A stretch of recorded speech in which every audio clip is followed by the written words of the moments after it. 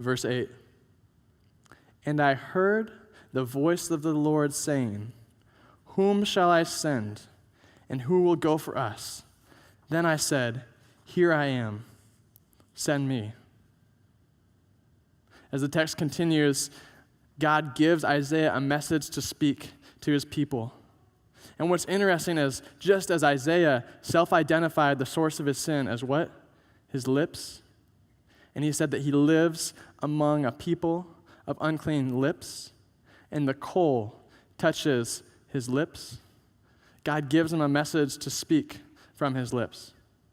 And what I see from that is that God uses our weaknesses, and that God's power is glorified in our weaknesses. And as he's redeemed, he is undone by sin, rebuilt by God's power.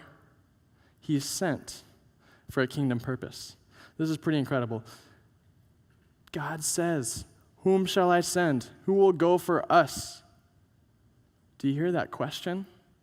Isaiah, in the throne room of God, hears God speak for the first time in this passage. Whom shall I send, and who will go for us? And that's striking to me. Do you notice? It's like, okay, is there multiple personalities? Like I, us, like what's happening here? This is confusing. It reminds me of creation where let us make man in our image.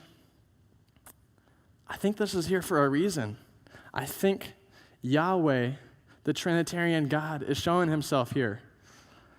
And the reason I think that is sometimes the Bible will quote itself and speak on itself and interpret things that happened, and we actually find that this specific point in history, this vision, is quoted. And it's in John 12.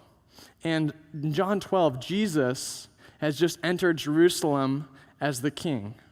He's come, people are waving the palm branches, he rides in, people are saying, Hosanna, Hosanna, Hosanna. Jesus is shown as king. And the writer of John comments on this. And I'll show you here on the screen. He says, for this reason they couldn't believe, for as Isaiah says elsewhere, this is the message that God gave him. He has blinded their eyes and deadened their hearts, so they neither see with their eyes, nor understand with their hearts, nor turn, and I would heal them. Isaiah said this because he saw whose glory?